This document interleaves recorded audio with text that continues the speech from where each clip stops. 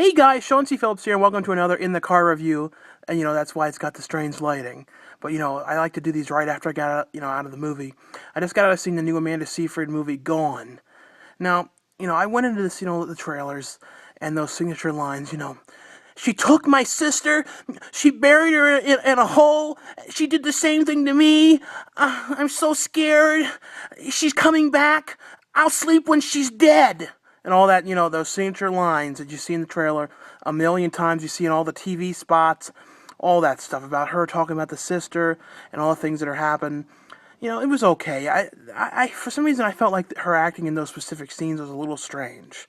But the basic movie is Amanda Seyfried's character was, in the beginning, she's having all these flashbacks about when she was abducted. And she, basically she went to the cops. They didn't really believe her because they really couldn't find any signs of what she said. So they pretty much thought she was crazy. They put her in, basically just thought she was nuts, didn't believe anything that she was saying. So then one night when she's going out to where she works, she gets home and her sister's missing.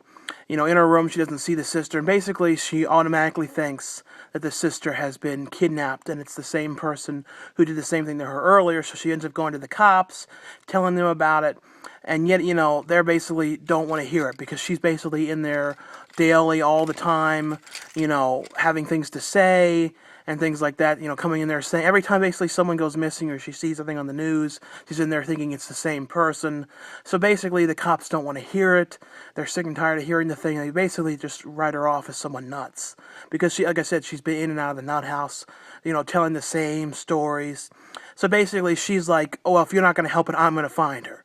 So basically she goes on her own hunt, trying to put together the clues of what happened to the sister, trying to, basically retrace the steps of what happened and talking to the neighbors, things like that.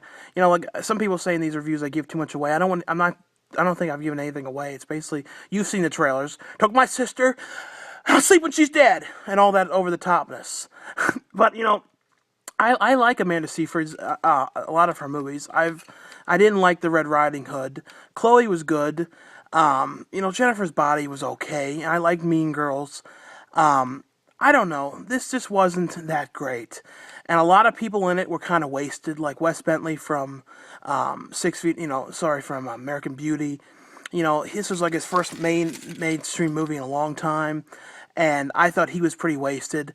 I thought there were some really cheesy lines. Like at one point, when the one cop's talking to the other cop, he's like, I don't want you going out there and doing anything with that. You feel me?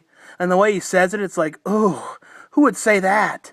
There's some of that kind of stuff, just some really cheesy lines. Everybody in the movie it was one of those movies when you're watching it, you don't get very involved with it because you kind of feel like you can kind of tell everybody's acting.